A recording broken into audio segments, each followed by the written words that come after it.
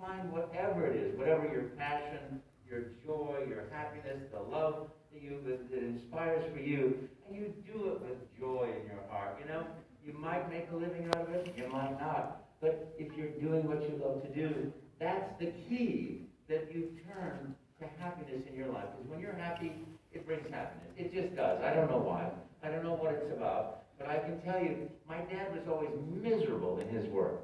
And I sort of swore to myself, I'm never going to do that.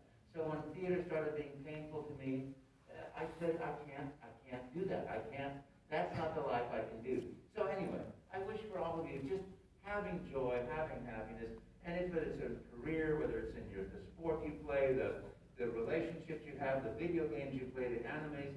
This is why I love these shows so much. You know, here we are. Everybody shares the passion and the joy. I mean, seeing this hat with the orange band, and there's a different variation of it, you know, and you see the people in cosplay that have the passion and the joy, and that's what life is all about. Because I'll tell you, one thing I've learned after 30 years of doing Mario is, boy, life is short. I'm tall, but life is so fast. So you better be on the ride that you want to be on, buckled in, having a great time. Because that's what children do. So great to me is like they're just perfect at knowing exactly what that is. And I've been so lucky because throughout my whole life, things have happened that have allowed me to go from one thing to the next. Like, I entered the theater, all of a sudden business came up as an opportunity. That failed completely. All of a sudden, the phone call, will you come and do this? And then, oh, you do voiceover. And then we do trade shows. And during each economic collapse, I somehow managed to continue doing what I love to do, finding what the next thing that I love to do, accidentally, completely. So I can say, oh, you know, you can't just do your joy, but it's also be willing to fall into whatever it is. Because that's what I do. I fall into things very well. But I also believe so fully in learning lessons in life.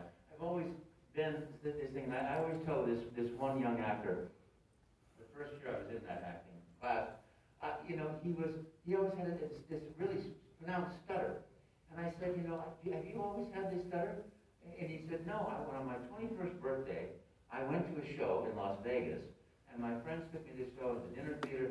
And this particular comedian is very assertive, and suddenly we're watching the lights come up on our table, spotlight, music all stops. And he goes, "Hey, I understand it's somebody's birthday here. Look at this kid. It's his birthday. Look at that fat ugly kid. Look at that pimply face." And he just starts doing comedy that is based on humiliating this young guy. And he said, every time a joke would come, I got smaller and smaller inside. And I woke up the next morning with a stutter, and I've had it ever since. So for me, it's like a lesson in life. Never do comedy at somebody else's expense. You know, always make it fall back into the character that is like, oh, you know, hey, I know about you. Yeah, oh. You know, it always comes back to Wario. Always comes back to Wario. You cheater. You know, that you get to have the parody and the fun without being the harm. And so, I guess for me, always having that opportunity of joy and fun, and always feeling, you know, I kind of feel like I have this amazing privilege of just being able to have fun in life. So that's what I wish for everybody, is having fun and more fun. So we've been doing so many great things with Nintendo. It's been amazing watching the company evolve over 30 years, and you know, the things that they've announced have just all been great. And of course, I can't talk about things like movies or theme parks and things like that. But I want to definitely encourage you, if you want to ask any questions, anybody, I'm happy to answer any questions. Otherwise, I'll just keep until you say, stop talking. Yes. When you got the call yes. to do Martinet for Skyrim, what was that experience like? Well, thank you very much. So what was it like when I auditioned for when I got the call for Skyrim? You know, in the old days of being an actor, it was really kind of fun because we were a very weird group. You know, there weren't that many voice actors, and so you went to the booth at your agent's office and you read for things, And then, there was like one microphone and 19 people inside this table. Everyone ducks in and out of the microphone, and they got their lines. You try to improvise over somebody's shoulder. And then along came the computer. And suddenly, you don't go in and see all your friends and talk about the business and then go have lunch and then end up having dinner together. Instead, you do it at home, and that's what I did. I got this, interestingly, it was the one day that my microphone was not working correctly. And so I auditioned on GarageBand, which I had never used before, with a different microphone, and I just got the part. It was from my agent down in Los Angeles, Sandy Schnarr, and she said, well, you got the part, come on down. So I went down, it was right before a Consumer Electronics show, and it was just a tremendously fun session. Every session I've ever done has been so much fun for me. It's like I get a call, come and play in our sandbox, we got some new toys. Yippee! So this was particularly fun because the passion, we all get to play the game. But, like a movie, the backstories that are created from 5, 7, 10 years ago when the idea starts, to the cells, to the storyboards, to the then computer animation, then to the, if he turns left, he turns right, he goes up, he goes down. This is always, I've always been so grateful to Mr. Miyamoto because it's like, well, you have a screen, then you have side-scrolling, then you have 3 dimensions. So as each thing changes, the complexity of the game becomes bigger and bigger. Well, these guys invented dragon speech, and I'm like, you're kidding, right? And so there's my script on this screen, which I've very rarely done that. I always have a script here so I can do notes. And then there's the script on the screen. And then when you go down to the phlegma mark, and sorry, Charles, I think that's a phlegma. Oh, okay. I don't think that's a phlegma. I think it's a phlegma mark. Okay, we get on the phone and we call the writers up in Alameda. Oh, that's a phlegma. Okay, and I have no way to write notes. So I'm looking at this thing, and I'm like, you know how you're reading, and your little eyes are a little ahead of where you are. It's like, and then we go down to the oh boy. Whatever. But the fact that these guys created a whole language, created so many dimensions, it's marvelous, I always think of myself as like the guy that puts the icing on the cake, but somebody's growing the wheats and the flours and putting the sugars and all these things together, and I come in and go, like this, oh my goodness, look at that, you're so talented. I put a on that, that's what I do, But it's amazing to me how much work and how much effort and how much beautiful commitment goes into it. I can tell you, I've been just the week before a game comes out, and seeing people working from dawn until the last car leaves to get home, So the commitment is just unbelievable. Yes. Hi. Yes. Over your career, you changed mediums to become a voice actor. What was the one role that stood out to you that was the most surprising that you... Mario. I had never heard of Mario. I had never heard of Nintendo. I knew Waka Waka Waka. I really did. I go, remember asteroids? That's what I knew of video games. So that was all brand new to me. They're all such a nice surprise. It really is. Bring your toys. We got new toys. We're gonna all play in the sand. Which is my big passion in life, playing in the sand. Yes.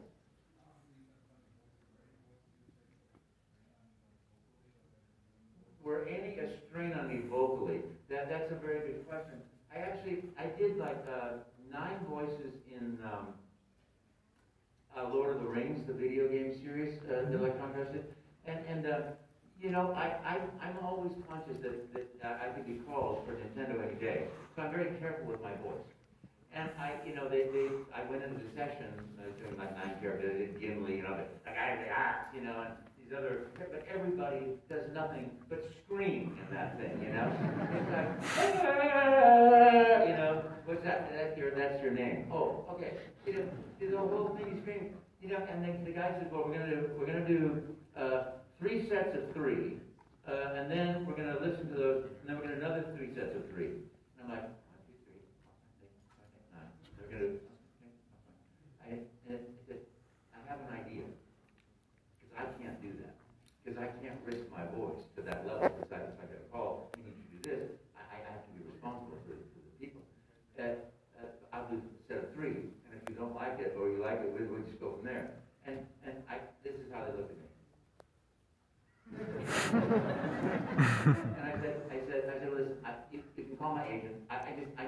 Mario. I had no idea. I've never, and so they said, okay, we'll do the 3 sessions 3. And so I did that, and we did all the characters. We got a 4-hour session. We did them all. We did 3 sessions, 4 sessions. And a friend of mine did not say that, did not have the boundaries, and he's, screaming bloody murder. He bled from his vocal folds, and he couldn't speak for 6 months. The doctor did not allow him to speak or whisper. So always respect yourself. But yes, sometimes they're pretty hard. Wario is a hard one to do because it's all very throat. So that's always the last part. I always do record Mario first because it's the most pure vocal tones, and then Luigi, and then Waluigi because it's nasal, But then that throat sort of thing, do that last because it's the most, potentially. But I tell you one thing, I always drink a huge amount of water. But one Wario game, I thought, oh my gosh, this is 4 days of recording. I gotta drink a lot of water. I drank so much water, I overhydrated myself. And I'm like walking along going, I'm gonna faint, I'm gonna die, I'm gonna faint. And I looked up, you can drink too much water. So I'm always a high anxiety person, which in those of us that are high anxiety person knows what that's like. It's like, oh my gosh, I need to drink water. So you don't stop until you've ballooned out to like a balloon of water. So you always have to sort of self-manage that. So, yeah.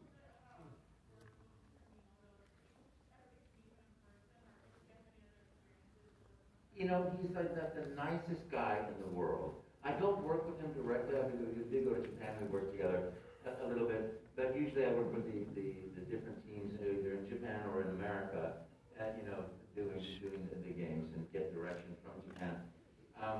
He's like the nicest guy in the world. Very humble, very kind. The first time I met him, it was at Consumer Electronics Show. And I'm standing there waiting to go to dinner. And I look over and I think, who's that? And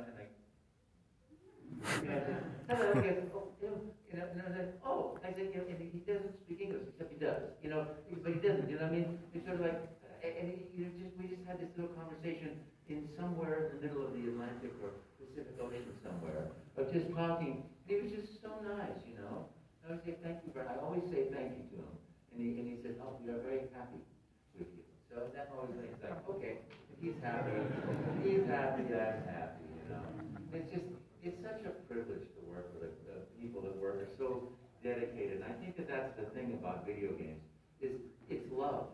Everybody that does games loves the games. I'm sure it's the same thing with anime.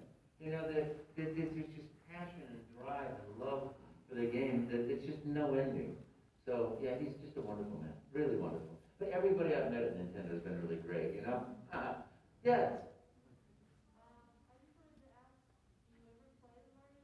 Do I play Mario games? Yes, I do. And I can tell you exactly at what point the princess is not in this castle. I will never rescue her. I'm afraid I'm going to let her down my whole life. But I get to watch my nieces and nephews and their boyfriends and girlfriends and now husbands who sit there and slaughter the game, going past every level. And I go, oh yeah, I remember recording that. It's just unbelievable. And sometimes, I think, how can you beat Bowser? It's impossible. But they do. Oh, yes? Have you? Congratulations. I wish I could do that. I up there. Yes. Did you ever voice Bowser before? Did I ever voice Bowser? No. No. I think in one game or something I did some, but I never did that's Kenny, and before that, because I remember there's something like maybe like a documentary or something, and they maybe like had a voice of yours, and then they lowered it down to something slower to make it that like iconic like laugh of Bowser or something. No, I didn't do that. I knew that, but it is amazing to me how creativity inspires creativity. This is the most amazing thing. You go on YouTube and you can see so many things that people create. It's just incredible. No, I'm not a Bowser kind of guy. Yes.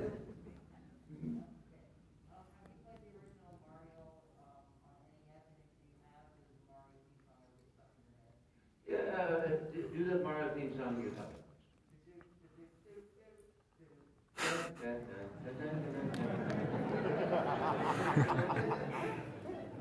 The first time I played, I think I had just done my first Consumer Electronics Show. And it was a one-off, by the way. It was only supposed to be that one time. But we all had so much fun, or they had so much fun, fortunately. They said, hey, you want to do another show? And it was like 5 years of, you want to do another show? Before that phone call to do the game to. You know, they sent me an NES. That was with Duck Hunt, right? So I'm like, oh boy, a shiny new package. And you know, you have to,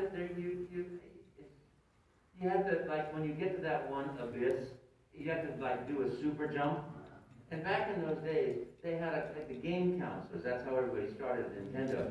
So you called the game counselor, you said, I keep running this. Well, when you push this button, the A, B, and then the thumb, I can't remember what the combination was. But you only, kids, this is how tough it was when we were kids. You know, you only got to die 3 times. And then you had to start all over at the beginning. There was no memory stick. There was no way to go back. We walked uphill on the video game both ways. I mean, really, it was like, ah! You know, that's where the expression, wah! You know, that was me at 4 o'clock in the morning. Because I got it, I started playing at 6 o'clock in the morning one night, 6 o'clock in the evening one night. First I played tomorrow, I think. Could not get to that same place, finally, and die. Wah, wah, wah. So I call up, you know, first of all, I go to bed at 6 o'clock in the morning, and I'm still seeing Mario running, and I'm still hearing music, and you know, because the next night was Duck Hunt. But then I got on the phone, and when you close your eyes after Duck Hunt, and you do, like that, it's unbelievable. But yes, yes, I did. And yes, it did stick in my brain, and it's still there. Who else is going to ask us about? Yeah, yes. My favorite Mario game that I've ever played before. That's a really hard game. I have done 115 Mario games. It's amazing. You know, doing Mario 64 was such a gift because after 5 years, going to the studio and just doing the voices that I had been playing with people with, and making up things, you know, like, and just like ideas like, spaghetti, ravioli, mamma mia. You know, just doing that sort of invention was incredible. And then to see 3 dimensions was amazing. But then Sunshine blew me away. I love Sunshine. And that one, in a way, put me on the map because the guy in Australia said, we want to take you for a media tour. Come here, fly to Australia, and then start being known as the voice of Mario. And I had no idea what that was. But one day I'm walking along at the Consumer Electronics Show, and someone said, excuse me, are you Charles Martinet? And I'm like, yes, I am. And I'm thinking, why in the world would somebody ask me that? And he goes, well, would you mind autographing something for me? And I'm like, sure, I don't mind. I don't have anything to autograph, and I don't have a pen. Oh, that's okay. I've got a game. And he pulls out a game and a pen. He goes, and I said, wow, okay. And I signed it up. I don't know what to sign. You know, what is it, Charles? What would you like me to say something? I don't even have a clue what to do. But before I finished signing it, I looked up and there were like 7 people standing behind me. And then the security guy gives me this chair, and I'm just sitting there for the next hour going like this. And I'm like, this is amazing. What happened, you know? So yeah, each of those games, and then you know, I love a 3D World and Galaxy, and oh my goodness, there's just so many things. Well, you're back in the picture. What was it like being the narrator for that 6-part series on Netflix? Oh, the 6-part High Score? That was really fun. Thank you very much. Then, you know, I did this interview with the CNN people of My Big Story, and it was the same executive producer, turned me on to these guys, and they said, well, we'd love to have you do this. And they had such passion about video games. And so I went into the studios. I was in the Netherlands at the time, I think, and we recorded in a studio. And I got to learn so much about video games. And I saw a lot of people I'd seen over the last 30 years, you know, doing it. Oh yeah, there's Nolan, you know. It was great fun. It was really great fun. Thank you for that. Yes, in the red sweater. If you had your own Mario character, what would your name be? I have no idea. idea. That's a great. What would if I have my own marker? I have absolutely no creative ability in that way at all. I wish I could tell you. I really do, but I have no idea what I would do or what games or how I would plot or what superpowers I'd have. I have so much fun being the dog chasing the stick that it's like, what toy would you play with? I don't care. Give me a toy. That's just me. Yes, with the mask on.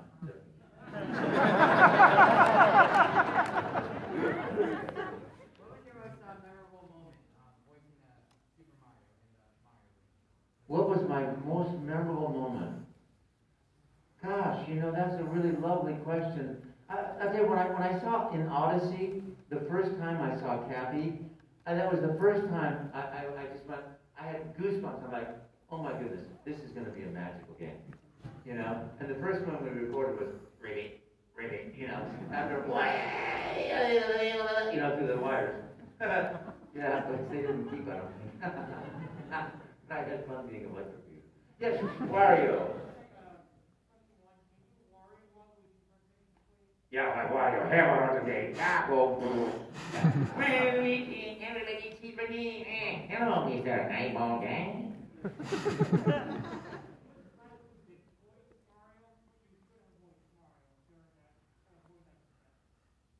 Well, I'm sorry, ask me that again?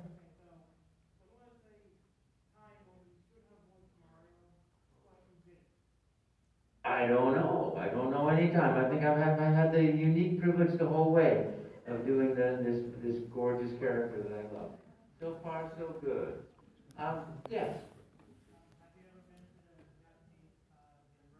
No, I have not been there yet, because of COVID and everything closing. I would have gone there right away. I would have gone to the Olympics too, I think. That would have been absolutely marvelous. But COVID is, and I hope, I don't want to get involved in a controversy, but I hope everybody here gets vaccinated. Only because I did, and I'll tell you, I just feel so much better. So much safer in the world. So, and it's like, in any way, I won't get involved because it's too politically charged in this country, but in the rest of the world, it's not charged politically. I just want to tell you, because I live overseas, and it's like everybody's like, I want this, I want to take care of my family, my friends, everything, make sure we're fine. So, yes. If I could play a villain, who would it be? I already do play a villain.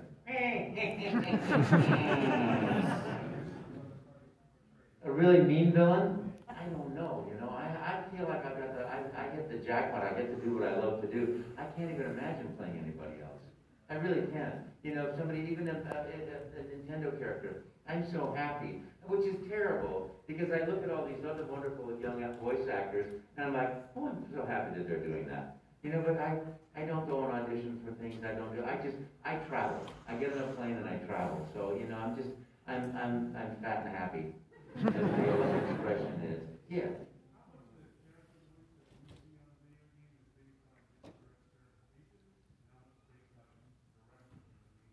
Well, that's a very nice question. Well, how much is me and how much is that? I don't really know, but I can tell you that I do a lot of improvising. First, I always, just as a professional, I always do whatever script exactly as it is. And then, as soon as I accomplish that, and then I go like this, and like that, and like that. So, we have this sort of like firm thing. It's like, okay, we're going to do 3 takes, 1, 2, 3, A, B, C. And so I do those 3, and then I do as many more as I can until they say, stop talking. I really do, because I'm having so much fun, and I want to make sure that they get millions of sound files of every single possibility. And I'll sit there and I'll write improvisations, and then I'll think of like, okay, this would be fun if you did this, while they're talking, listening to something, I'm thinking, and so that when they come back, it's like, uh-oh. So I never shut up, I really, as you can tell. Let me see, yes.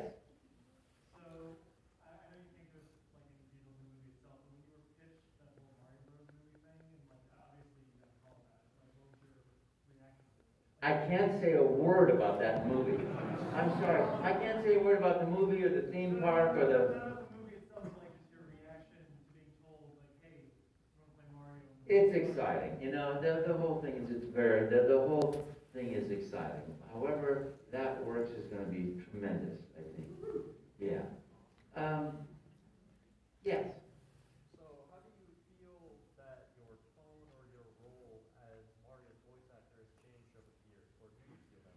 You know, I think initially when I was doing it, I was a little bit more like, you know, it's a me, Mario, in 64. And I think what happened is they found that the most fun, and it goes with the intensity, with the increased higher pitch of, it's a me, Mario, let's go. So more energy, more intensity. So it became more energy, more intensity, and slightly higher pitch. And Luigi kind of went from a more like, you know, middle ground to a, you know, more scared sort of thing. So each character's evolved just a little bit in each way. How are you doing on time? Yes? Yes. My favorite moment of improvisation. I don't know. That's what I do all the time, you know? So, I mean, all I do is wing it in life, you know? And I realize as I get older, I'm not really that good at winging it anymore, but I still just don't want to ever stop. So, I don't know, that's a good question. You know, it's all, to me, when you're working, you really are just focusing on the ball on the beach and getting it and bringing it back so you can throw it again. So, you know, I will improvise a million times if they let me. And you know, like spaghetti meatball, you know, spaghetti, ravioli, just was off the top of my head, I believe, you know. So that was fun, but there's so many moments like that that are just like fun. Yeah, that's the whole key. Yes, at the very end.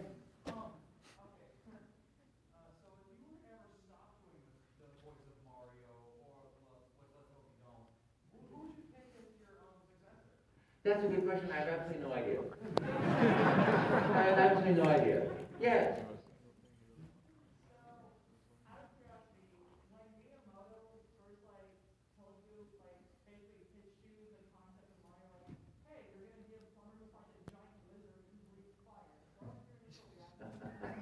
Well, I didn't get that sort of thing because what happened was I crashed the audition and I was just told that he's a guy named Mario who's a plumber from Brooklyn, make up a voice and make up a video game. So I didn't get any background. I just did it. And what I think what I did is I hit upon this lovely character being full of optimism and joy and love and respect and caring. You know, and that's what I do as a piece of my thread of performance in life and improvisation and seeing people is always the comedy comes in. It never goes out at somebody. And you know, always respecting, always loving. I had the great privilege of doing Mario Teaches Typing before I did platform games. And in that, you know, it's like somebody's learning to type. Well, you have a choice when somebody's learning and teaching somebody. Do I say, that was great, I know you can do better? Or you just say, that was wrong, that wasn't very good. And the script that I got was the second part. And I thought, and I started reading, and I'm like, you know, this is not the character that I'm creating in my heart. My heart says, always loving,